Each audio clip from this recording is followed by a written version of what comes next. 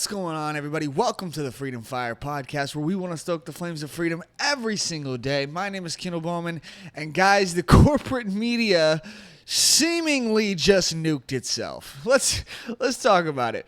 From Tim Cass, Tucker Carlson out at Fox News, effective immediately. The outlet and Carlson have agreed to part ways. Fox News personality's departure is effective immediately. Carlson's final broadcast with Fox News was Friday, April 21st. Fox News Tonight will premiere in place of Carlson's time slot tonight at 8 p.m. Eastern Time. The new show will feature a rotating host of Fox News personalities until a permanent host is named. We thank him for his service to the network as a host and prior to that as a contributor, reads Fox News statement revealing Carlson's departure. Carlson's departure follows Fox News' $787 million settlement with Dominion Voting Systems, who claimed the media outlet spread incendiary claims about their voting machines and role in the 2020 presidential election. Tucker Carlson Tonight premiered in November 2016 and assumed the 9 p.m. Eastern Time slot following Megyn Kelly's departure from Fox News in 2017. In 2000, Carlson co-hosted The Spin Room on CNN and was later appointed to co-host Crossfire after a short stint with public broadcasting services. Carlson joined MSNBC between 2005 and 2008. The former Fox News host subsequently joined the outlet as a contributor in 2009 and served until his Monday departure. This is a developing story that will be updated as more information becomes available. Guys, it's getting bad for the corporate media. Here we go. From the Post-Millennial, breaking: Don Lemon terminated by CNN. On Monday, Don Lemon revealed to his Twitter followers that he has been terminated by CNN.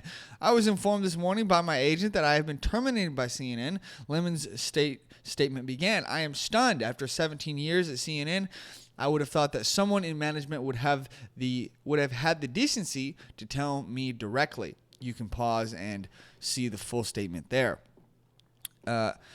In a statement, CNN said CNN and Don have parted ways. Don will forever be a part of the CNN family, and we thank him for his contributions over the past 17 years. We wish him well, and we'll be cheering for him on his future endeavors.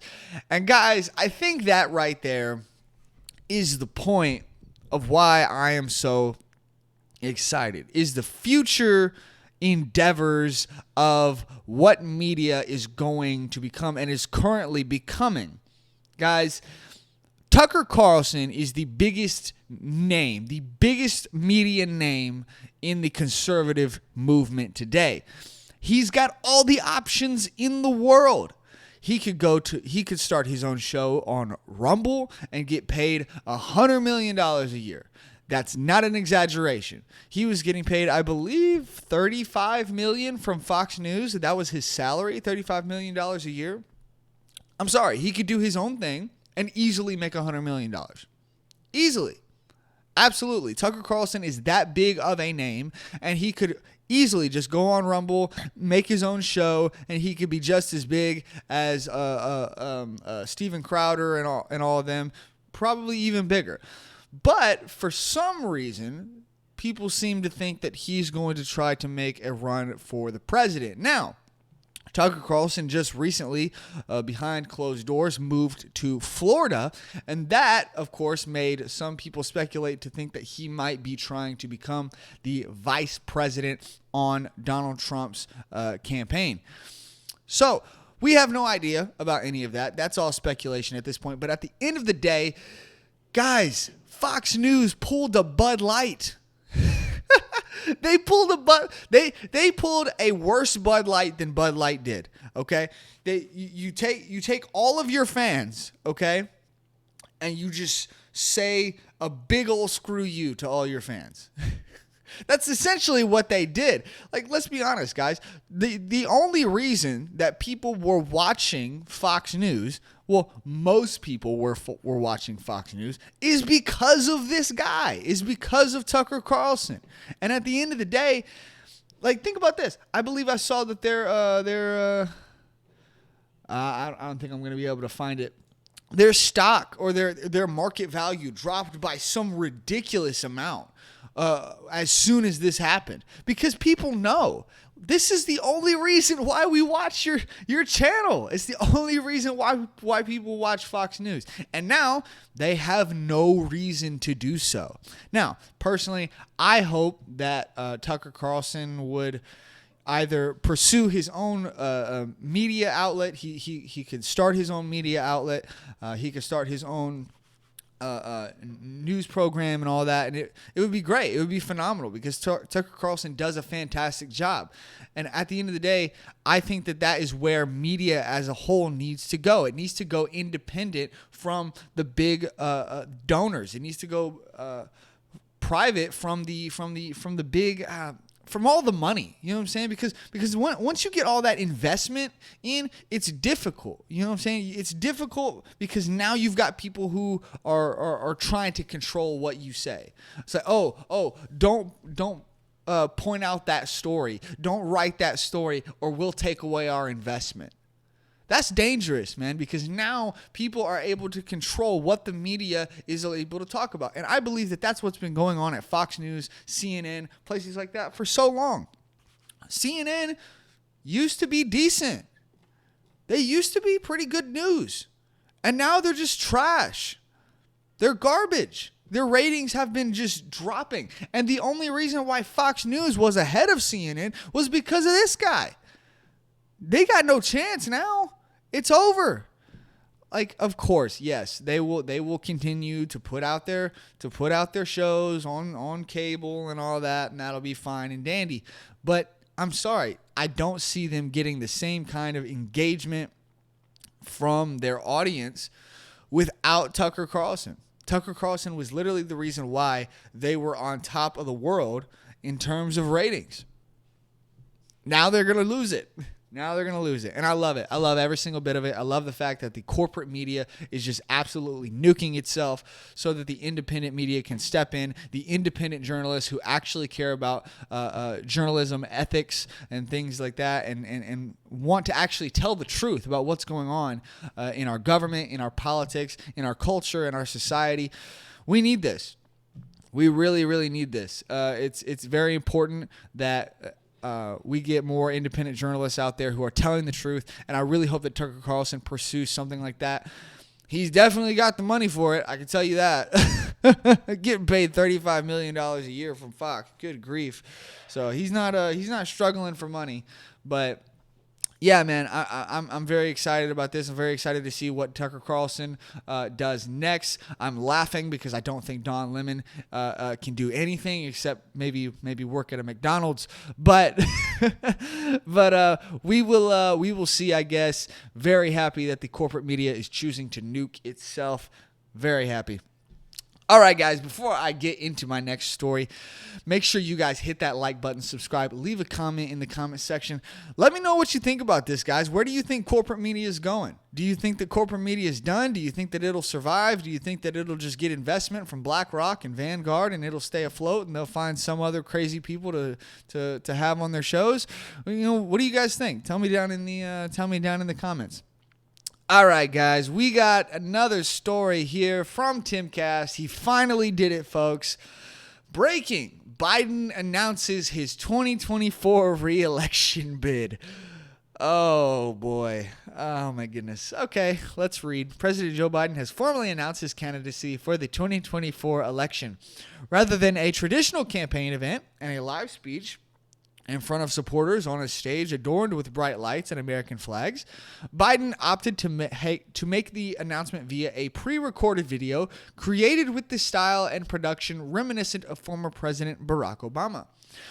During the video entitled "Let's Finish the Job," the Biden team stuck to broad themes and vagaries. Sorry, English is hard for me, guys. You know that. Opting not to highlight or address any specific policy choices enacted by his administration, despite having a record to run on and his administration making sweeping changes to the U.S. political landscape over the past 2 years. Similar to 2020, he positioned himself as a departure from the chaos that has dogged national politics, a moderate who champions a righteous fight to stand up for regular, everyday Americans. Quote, "Freedom Personal freedom is fundamental to who we are as Americans. There's nothing more important, nothing more sacred, Biden says as the video opens. That's been the work of my first term, to fight for your democracy. Except for the fact that we're not a democracy, we're a constitutional republic. But of course, that's not what Biden's talking about. When he says fight for your democracy, he's not talking about me and you. He's talking about himself and his supporters on the left. See, people have misunderstood the fact that we have two different political landscapes in America competing with each other: the constitutional republic and the traditional democracy, which is essentially just mob rule. Well, let's continue. Added Biden, this shouldn't be a red or blue issue. To protect our rights, to make sure that everyone is treated equally and that everyone is given a fair shot at making it. Following the now 2-year-old trend of Biden leading other members of the Democratic Party to cast his political opposition as extreme MAGA Republicans, he chose to use images from the riot that took place at the Capitol on January 6, 2021. Of course, he didn't use any riots from 2020, the Summer of Love, where BLM and Antifa were destroying entire cities. But, you know, that's neither here nor there, I guess. He also included allegations that Republicans are working to strip freedoms away from Americans by suggesting right-wing candidates would cut Social Security, cut taxes only for the very wealthy, and end gay marriage, even though there's not a single Republican candidate in the entire country that has stated either of those things. So, just more lies from the Biden administration there. Biden made no mention of his border policy because he has none, which has resulted in millions more illegal aliens entering the U.S. than under his predecessor. He also chose not to address the executive order mandating the COVID-19 mRNA vaccines, which has now been struck down by the courts. There was no mention of foreign policy, funding the war in Ukraine, 40-year high inflation, soaring gas prices, the withdrawal from Afghanistan, or any number of policies that clearly define his first term. When I ran for president 4 years ago, I said, we're in a battle for the soul of America, he reminded supporters, and we still are. The question we're facing is whether in the years ahead we have more freedom or less freedom. That is hilarious, guys. That is absolutely hilarious. But of course, let's check out this story here from Timcast. 70% of Americans don't want Biden to run for president again. 60% say they don't want Trump to run either, citing the age of both candidates. Just days before President Joe Biden is expected to launch his re-election bid, a new poll shows that nearly 3/4 of the country does not want him to seek a second term in the White House. The NBC News survey showed that 70% of Americans, including 51% of Democrats, don't want Biden to run for president. Roughly half, 48%, cite his age as a major reason why. Biden is currently 80 years old. According to the survey, 60% of Americans do not want former President Donald Trump to run for presidency either. Excuse me. Where was I? The president needs to reflect the age group in the country. They should both retire. One Democratic poll respondent from Washington State told NBC, it is someone else's turn. Should Biden formally announce his candidacy, there is a high likelihood he will square off against Donald Trump in 2024, as Trump is the frontrunner for the Republican nomination by a roughly 30-point margin. The poll found that 46% of Republicans would favor Trump as the nominee if the primary election were held today. 31% favored likely challenger Florida Governor Ron DeSantis. Among Democrats, 88% say they will definitely or probably vote for Biden. Overall, 47% of registered voters say they will vote for the eventual Republican nominee, compared to 41% who say they will definitely or probably vote for Biden in the general election. At this stage, 2024 is shaping up to be a sequel of the 2020 election. Democratic pollster Jeff Horwitz of Hart Research, which conducted his poll with Republican pollster Bill McInturf, goodness, that's a name, told NBC sequels are frequently hits at the box office, but apparently not at the ballot box. It's clear that people do not want a Biden and Trump rematch. And I agree with that. Now, it's difficult at this point to see what exactly is going to happen with this, with the next election. Now, personally, I think that somebody is going to get the Bernie Sanders treatment in the Democratic Party. Now, whether or not that's Biden, because obviously he's a less popular Trump than even he's a less popular president than even Trump was. His approval ratings have regularly been below Trump's, and Trump's were pretty low. So I think that he could either be getting the Bernie Sanders treatment, or I don't know, guys. Who else does the Democratic Party have? I mean, Gavin Newsom maybe, but he hasn't said he's going to run. So I have no idea, guys.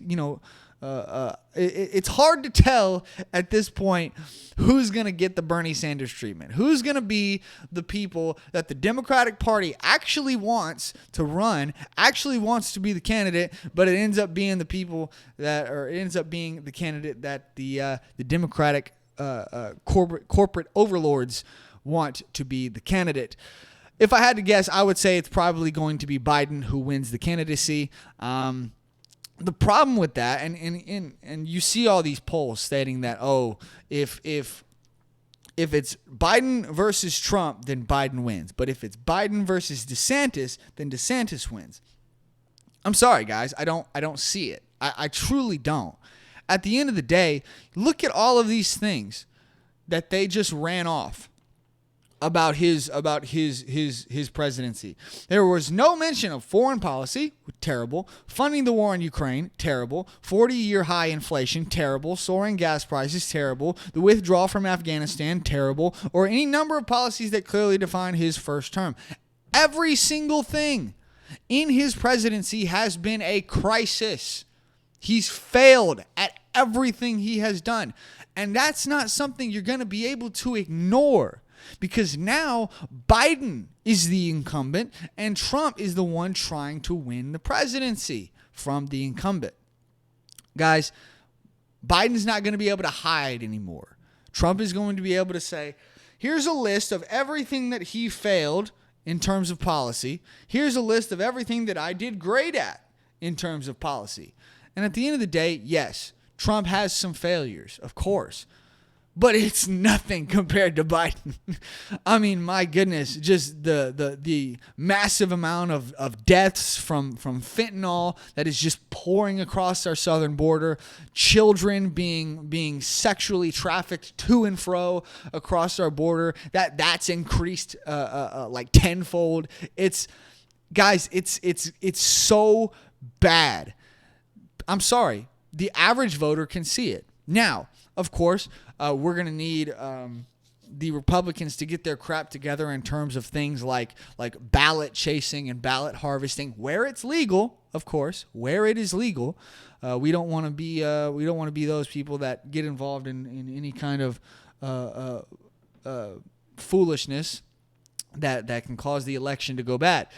But at the end of the day, we've got to get that. The Republican Party has got to get on that, and they've got to do that at the same pace that the Democrats are able to. Because at the end of the day, I feel like if we can show up on Election Day like we always do, Republicans always show up on Election Day to vote. It's phenomenal. Okay, very patriotic. I freaking love it. We always show up to vote on Election Day. But if we can get some ballot chasing programs, some ballot collection programs going on, where it's legal, of course, where we're able to go out and get those votes from people who wouldn't normally vote. See, that's the thing. Democrats were getting votes from people who would not normally vote in an election at all. So all these polls are talking about likely voters. You see what I'm saying? But at the end of the day, both Democrats and Republicans are going to be getting votes in this next election from voters who would not normally vote in the election. So I don't know. I don't think that these polls can be accurate. I really don't. I don't think that they can truly show whether or not people would vote for either candidate. It's very difficult, especially because with all these rules and everything, where you're legally allowed to go out and get someone's ballot and bring it to a ballot box, or at least take the person with their ballot to the ballot box. You see what I'm saying? You're able to get votes that would not normally be in the election. It's not a likely voter. It's just someone. Hey, here, fill this out. And then sign here saying that I'm your caretaker and that I can take this ballot to the ballot box. Okay, cool. Thank you. And then they turn around and do the exact same thing at the apartment behind them. You see what I'm saying? And you're able to get a ton of votes that way. But with that, you're not able to tell how many votes are going to be likely votes. It's going to be interesting, guys. It's going to be very interesting. I personally believe that if Republicans show up on Election Day and they're able to get some programs in terms of ballot chasing and ballot harvesting going, I think that the Republicans absolutely stand a chance of winning this next election and winning back the presidency. The problem is you got to win the Senate. You got to keep the House. You got to win the Senate. You got to win the presidency.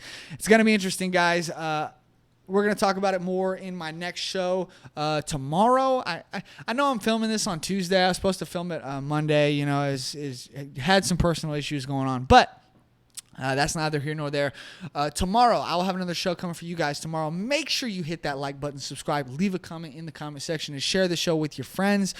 Follow me on all the socials down in the description. Subscribe to me on Rumble so that we can fight back against the censorship here on YouTube. Hit that notification bell so that you can be notified whenever we're putting out new videos. And I will see you guys in the next one. Bye, guys.